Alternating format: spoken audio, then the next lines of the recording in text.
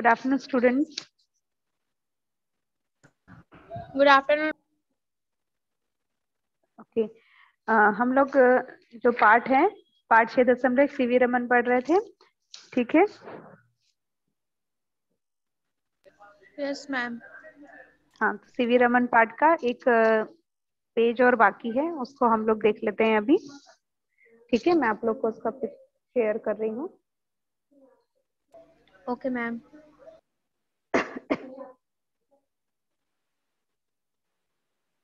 आप सभी को दिख रहा है?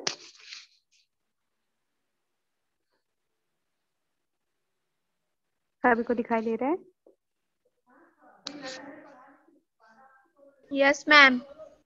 ओके, कल हम लोग ने जो पढ़ाया था उसमें आपने देखा होगा कि किस तरह से वो रमन जी ने रमन प्रभाव के बारे में आप लोगों को, मतलब उन्हें किस तरह से लोगों को समझाया क्या कि रमन इफेक्ट क्या होता है। ठीक है, इतना हमारा सबका हो गया था कंप्लीट।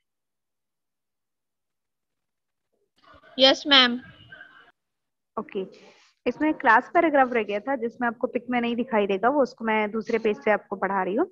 इसमें ये बताया गया है, भारत लौटने के बाद रमन ने इस विषय पर गंभीरता से शोध शुरू किया। मतलब जब वो किसी सम्मेलन में विदेश जा रहे थे तो उन्होंने देखा कि जो समुद्र का पानी है वो नीला क्यों दिखाई दे रहा है, क्या आसमान का प्रतिबिंब उसके ऊपर बनता है। तो इस तरह से जब उन्होंने देखा तो वही जब वो वहां से लौटे तब उन्होंने क्या किया, इस विषय पर गंभीरता से शोध शुरू कर दिया। उन्होंने प्रकाश की किरणों को भिन्न भिन्न द्रवों से गुजारा, मतलब अलग अलग लिक्विड से उन्होंने क्या किया, उसको गुजारा और उनके प्रभाव, उसमें क्या प्रभाव होता है उसका अध्ययन किया। अंततः 1928 में उन्होंने सिद्ध किया कि जब किसी एक रंग का प्रकाश किसी द्रव से गुजरता है, मतलब किसी पर्टिकुलर एक रंग का प्रकाश जो होता है वो किसी द्रव से गुजरता है, तो प्रकाश के कण और द्रव के परमाणु एक दूसरे पर क्रिया करते हैं। प्रकाश के जो कण है वो और जो आपका लिक्विड जो द्रव है उसके परमाणु एक दूसरे पर क्रिया करते हैं, तो वो प्रकाश को बिखेर देते हैं, मतलब फैला देते हैं। बाहर निकलने वाली प्रकाश की किरण का रंग आने वाली किरण से भिन्न होता है। मतलब बाहर निकलने वाली प्रकाश, जो किरणें उन पानी के अंदर उस द्रव के अंदर जा रही है और जो द्रव से बाहर आती है, तो अंदर जाने वाली किरणों का रंग बाहर आने वाली किरणों के रंग से अलग होता है। बाहर निकलने वाली यह किरण आने वाली किरण की तुलना में ऊंचे और नीचे दोनों स्तरों की ऊर्जा की ओर मुड़ जाती है। मतलब ऊंचे स्तर की तरफ भी मुड़ जाती है और नीचे स्तर की तरफ ऊर्जा की तरफ भी मुड़ जाती है। यही वह सुप्रसिद्ध रमन प्रभाव है जिस पर आगे चलकर रमन जी को क्या मिला था, नोबेल पुरस्कार मिला। उनकी खोज से विश्व स्तर पर वैज्ञानिक शोध में तेजी आई, इसलिए अलग पदार्थों के संरचना के अध्ययन में बहुत मदद। ठीक है, मतलब साइंस के क्षेत्र में, विज्ञान के क्षेत्र में सबसे पहले रमन जी को ही यह पुरस्कार मिला था। इस बुनियादी शोध के बाद रमन पर सम्मानों की जैसे झड़ी लग गई। अर्नेस्ट रदरफोर्ड ने रमन प्रभाव की खोज की घोषणा रॉयल सोसाइटी में की, जिसके बाद ब्रिटिश सरकार ने उन्हें रमन को नाइटहुड के सम्मान से नवाजा। कौन सा सम्मान दिया गया? नाइटहुड का। 10 दिसंबर 1930 को उन्हें दुनिया के सर्वोच्च पुरस्कार नोबेल पुरस्कार से सम्मानित किया गया। रमन जी को 10 दिसंबर 1930 में उन्होंने सर्वोच्च पुरस्कार जो कि नोबेल पुरस्कार होता है वो दिया गया। विज्ञान के लिए नोबेल पुरस्कार पाने वाले रमन पहले एशियाई और पहले अश्वेत व्यक्ति थे। उनसे पहले रविंद्रनाथ ठाकुर जी को साहित्य के क्षेत्र में, भांजे सुब्रमण्यम चंद्रशेखर को लगभग 50 वर्ष बाद 1983 में नोबेल पुरस्कार मिला। ठीक है, तो उस विज्ञान के क्षेत्र में नोबेल पुरस्कार पाने वाले पहले एशियाई और अश्वेत व्यक्ति कौन थे? रमन जी थे। उसके बाद मतलब उनसे पहले उनको किनको मिला था? रविंद्रनाथ ठाकुर जी को मिला था, लेकिन वो साहित्य के क्षेत्र में मिला था। उसके बाद जो रमन के भांजे थे जिनका नाम था सुब्रमण्यम चंद्रशेखर, उनको लगभग 50 साल बाद इस पुरस्कार से नवाजा गया था। सदियों तक विदेशी ताकतों द्वारा शासन किए जाने के बाद इस अंतर्राष्ट्रीय गौरव से भारतीय वैज्ञानिक समाज का आत्मसम्मान बुलंद हुआ। एक भारतीय वैज्ञानिक को जिसने सारा शोध भारत में ही रहकर किया, तो दुनिया का सबसे बड़ा सम्मान मिलना सच में बहुत गर्व की बात थी। हम सभी देखते हैं कि हमें जो भी रिसर्च करनी होती तो हम सोचते हैं कि हम इंडिया में रहकर नहीं कर सकते, हमें बाहर जाना है, हमें बाहर पढ़ाई करना है। लेकिन रमन जी कैसे थे जो भारत में ही रहकर, और मात्र बताया गया था बहुत कम खर्च में उन्होंने इस प्रभाव को दिखा दिया था कि कैसे कर सकते हैं। तो वही बताया गया कि जो आत्मसम्मान था वो बहुत बुलंद था क्योंकि उन्होंने भारत में रहकर इस शोध को किया था। जुलाई 1933 में रमन को टाटा विज्ञान संस्थान, मतलब वर्तमान में भारतीय विज्ञान संस्थान जो बैंगलोर में है, उसी के बारे में बताया गया, का प्रथम भारतीय निदेशक नियुक्त किया गया। अगले 15 वर्ष रमन ने इस संस्था में गुजारे और इस दौरान उन्होंने यहाँ विश्व स्तर का भौतिक विज्ञान विभाग स्थापित किया। उन्होंने अंतर्राष्ट्रीय स्तर के अनेक वैज्ञानिकों को प्रेरणा और प्रशिक्षण दिया। उन्होंने 6 किरणें, जिसको हम एक्सरे डिफ्रैक्शन बोलते हैं, उसका देखा और अपने प्रिय विषय प्रकाश एवं पदार्थ के बीच अंतर संबंधों का काम शुरू किया। रमन के विज्ञान के प्रचार प्रसार में गहरी रुचि थी, मतलब रमन जी जो थे उनका विज्ञान के बारे में ही लोगों को बताना, ये सबसे ज्यादा उनका रुचि वाला काम था। वे एक ओजस्वी वक्ता थे, वक्ता मतलब बोलने वाले, वे एक ओजस्वी वक्ता थे और उन्होंने विज्ञान के भिन्न भिन्न विषयों पर अनेक भाषण दिए। विज्ञान सब्जेक्ट पर उन्होंने क्या किया, अलग अलग अपना स्पीच किया। उन्होंने विज्ञान के क्षेत्र में काम करने के आनंद तथा समाज के उत्थान में उसकी मुख्य भूमिका पर बल दिए। अपने लोकप्रिय व्याख्यानों में वे गुण विषयों को सरल और अत्यंत रोचक रूप से प्रस्तुत करते थे, जिसे वे प्रदर्शन कहते थे। मतलब उन्होंने क्या किया, अपने लोकप्रिय व्याख्यानों में वे क्या किया, गुण विषयों को सरल और अत्यंत रोचक रूप से प्रस्तुत किया, जिसे वे क्या बोलते थे, प्रदर्शन करना। वे दर्शकों को मंत्र मुग्ध कर देते थे। मंत्र मुग्ध कर देना मतलब जब वो बोलना शुरू करते थे तो कोई भी व्यक्ति इधर उधर ना देखकर सिर्फ उनकी बातों में खो जाता थे। ये इसको बोलते हैं मंत्र मुग्ध करना। अपने व्याख्यान में वे अक्सर कोई जीवंत वैज्ञानिक प्रयोग करके दिखाते थे।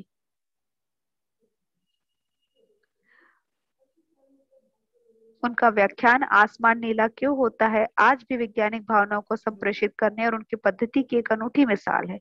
रूखे तथ्यों या सूत्रों को रटकर सीखने के विषय के रूप में प्रस्तुत न करके वे विज्ञान को चरणबद्ध प्रश्नों की श्रृंखला के रूप में पेश करते थे। मतलब उन्होंने कभी भी किसी चीज को रट कर या समझ ऐसा करके नहीं बताया, हर एक चीज को उन्होंने समझकर, हर एक चीज को स्टेप बाय स्टेप उन प्रश्नों की एक श्रृंखला बनाते थे और उसके बाद वो लोगों को प्रस्तुत करते थे।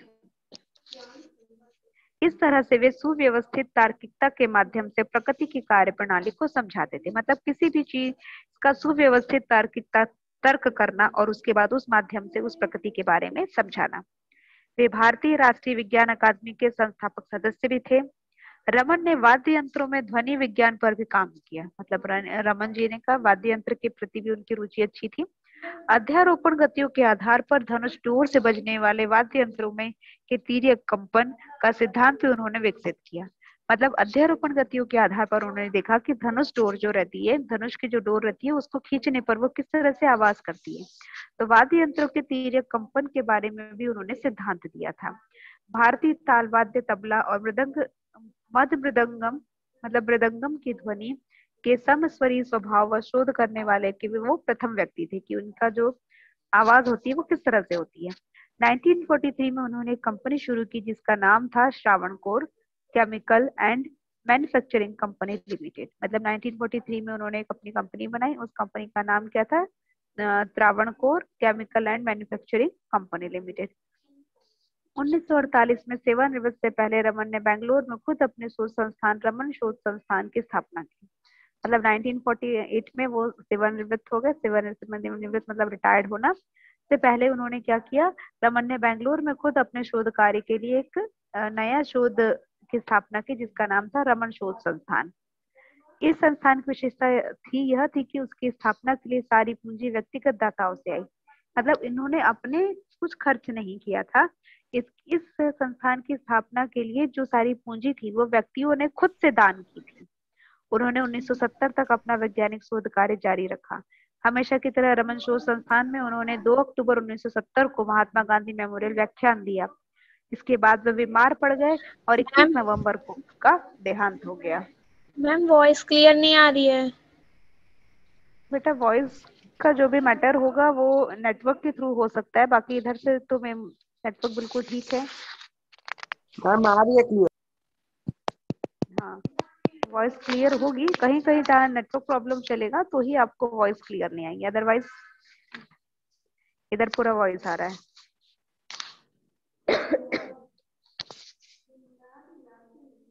ठीक है, सभी को समझ में आया ये पार्ट?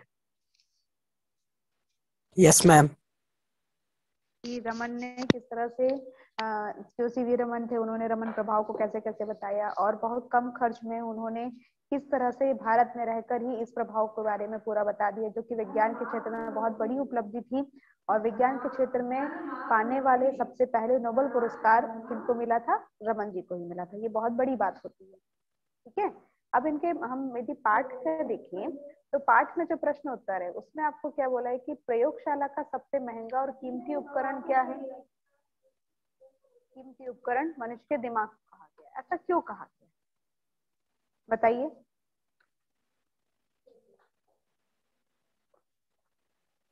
कौन बता सकता है?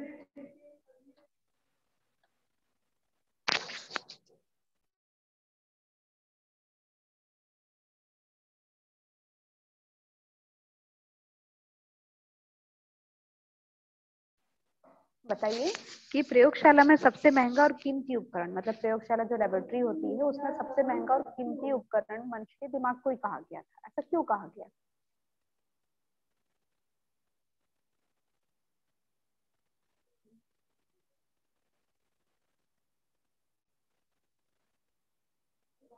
देखो, प्रयोगशाला में हम कोई भी काम करते हैं, चाहे हम कोई भी उपकरण का यूज करें, लेकिन जब तक हम हमारा दिमाग यूज नहीं करेंगे तो कोई भी काम कैसे करना है ये बात हमको समझ में नहीं आती। इसीलिए सबसे महंगा उपकरण हमको उसमें क्या बोला गया है? दिमाग को बोला गया। प्रयोगशाला में बहुमूल्य एवं शुद्ध उपकरण पाए जाते हैं, लेकिन उन उपकरणों का संचालन कौन करता है? मनुष्य का दिमाग करता है। वह इन कीमती उपकरणों की सहायता से अपने दिमागी सूझबूझ से क्या करता है? कई संरचना बनाता है। ठीक है, इसलिए इन आविष्कारों के पीछे दिमाग को ही सबसे सर्वश्रेष्ठ बताया गया और इसलिए इसे कीमती भी बताया गया। इसके बाद प्रश्न नंबर 2 है, वह कौन सी घटना थी जिसके कारण रमन ने सारी जिंदगी भारत में रहकर ही शोध कार्य किया? बताइए, रमन ने सारी जिंदगी मतलब भारत में ही रहना क्यों मंजूर कर लिया? क्यों मंजूर कर लिया था?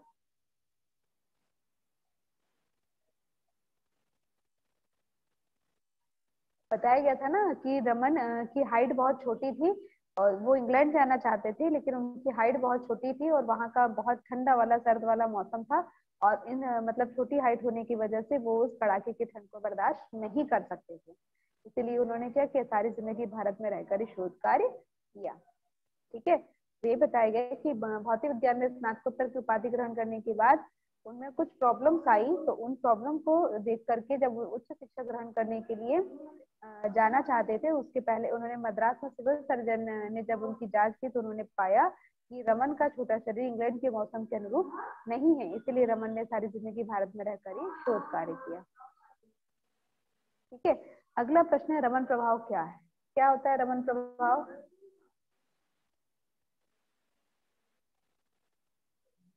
जब किसी रंग का प्रकाश किसी एक द्रव से गुजरता है तो प्रकाश के कण और द्रव के परमाणु क्या करते हैं? एक दूसरे पर क्रिया करते हैं और प्रकाश को बिखेर देते हैं, फैला देते हैं। बाहर निकलने वाले प्रकाश का रंग आने वाली प्रकाश के रंग से भिन्न भिन्न मतलब अलग होता है। बाहर निकलने वाली किरणें आने वाली किरणों की तुलना में ऊंचे और नीचे दोनों स्तरों पर ऊर्जा की ओर मुड़ जाती है। इसे ही क्या कहा जाता है? रमन प्रभाव। समझ में आ गया इतना? रमन प्रभाव क्या है? Yes ma'am. आगे देखते हैं।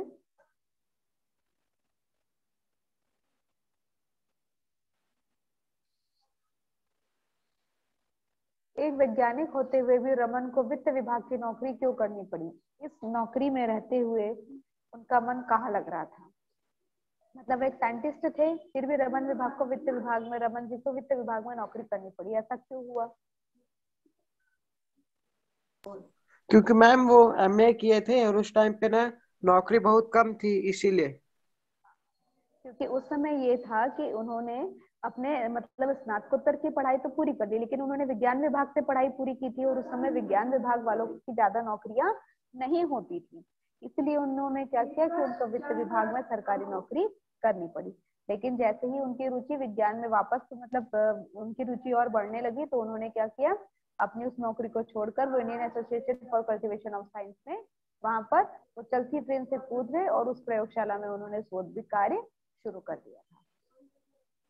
उसके बाद ये था प्रश्न है कि रमन की व्याख्यात्मक शैली की विशेषता क्या थी?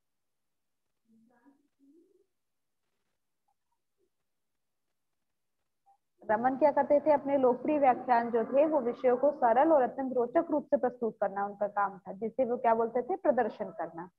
अपने व्याख्यानों में वो क्या करते थे, अधिकतर कोई जीवंत वैज्ञानिक प्रयोग करके दिखाते थे, ठीक है। और उन्होंने सूत्रों को कभी रटने के पक्ष में वो कभी नहीं थे, सिर्फ ये क्या बोलते थे, हर किसी चीज को सुव्यवस्थित और तार्किकता के माध्यम से प्रकृति के कार्य प्रणाली को समझाने की कोशिश किया करते थे। यही उनकी क्या थी, व्याख्यानात्मक शैली, मतलब किसी भी चीज को समझाने की शैली। इसका बोला, रमन की समुद्र यात्रा भौतिक विज्ञान के लिए लाभदायक सिद्ध हुई। क्यों हुआ ऐसा? क्योंकि जब वो कहाँ जा रहे थे, जब वो बाहर विदेश के लिए क्या कर रहे थे, मतलब यात्रा कर रहे थे वहां पर किसी मीटिंग में जाने के लिए, तभी उन्होंने देखा था ना कि बाकी के उसके सारे उनके सारे जो मित्र वगैरह थे वो सभी क्या कर रहे थे, अपने गीत संगीत में वो बिजी थे। तो उन्होंने क्या किया, उन्होंने जब आसमान और उसमें समुद्र में देखा तो समुद्र का पानी नीला ही क्यों दिखाई देता है, क्या आसमान का प्रतिबिंब उसमें समुद्र में दिखाई देता है? तो ये सभी बातें जो है उनके दिमाग में आने लगी थी और उन्होंने बहुत सारे शोध पत्र उसी समय लिख डाले थे। इसीलिए मतलब समुद्र की जो यात्रा है वो उनकी लाभदायक सिद्ध हुई थी। एक प्रश्न छूट गया है, अपने पिता का रमन के स्वभाव और रुचि पर कैसा प्रभाव पड़ा? उनके जो पिता थे जिनका नाम था महेंद्रलाल सरकार जी, जो भौतिक विज्ञान और गणित के व्याख्याता भी थे, उन्होंने अपने पिता से क्या किया, भौतिकी के साथ साथ संगीत का भी प्रेम लिया, क्योंकि उनके पिता को भी संगीत में बहुत रुचि थी। तो इसीलिए सीवी रमन जी ने भी, उनको भी संगीत में बहुत ज्यादा रुचि रहने लगी थी। अपने पिता से मिले संगीत प्रेम के आधार पर रमन ने क्या शोध किया था? रमन ने अपने पिता से मिले संगीत प्रेम के आधार पर ध्वनि विज्ञान, भारतीय वाद्य शास्त्र, तबला, मृदंग की ध्वनि में समस्वरीय स्वभाव पर शोध किया और अध्यारोपण की गतियों के आधार पर क्या किया, धनुष डोर से बजने वाले जो वाद्य यंत्र में सीधे कंपन होता है उसका सिद्धांत भी उन्होंने दिया।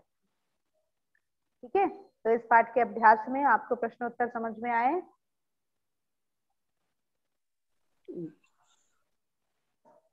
Yes ma'am. सभी को समझ में आया? बाकी स्टूडेंट भी जुड़े हुए हैं लेकिन कोई जवाब नहीं देता है। छत्रेश साहू, कुमकुम सोनी, प्रीति निषाद, रोहित, यश कौशिक, बेटा जवाब देना है ना, तब तो समझ में आएगा कि आपको समझ में आ रहा है या नहीं आ रहा है। ठीक है, यस मैम। Yes ma'am. आप लोगों को जो चीज पढ़ाई जा रही है उन सभी को आप अच्छे से पढ़िए, याद करिए। ठीक, आपको ये पाठ पढ़ा दिया गया है, इस पाठ के प्रश्नोत्तर आप लोग अच्छे से याद कर लेंगे। ठीक है, यस मैम। चलिए हम मीटिंग लीव कर रहे हैं, नेक्स्ट डे हम अगला पाठ पढ़ाएंगे। ठीक है, अगला पाठ आपका है पाठ 6.2, प्लास्टिक कल का खतरा आज ही जाती। ठीक है, यस मैम।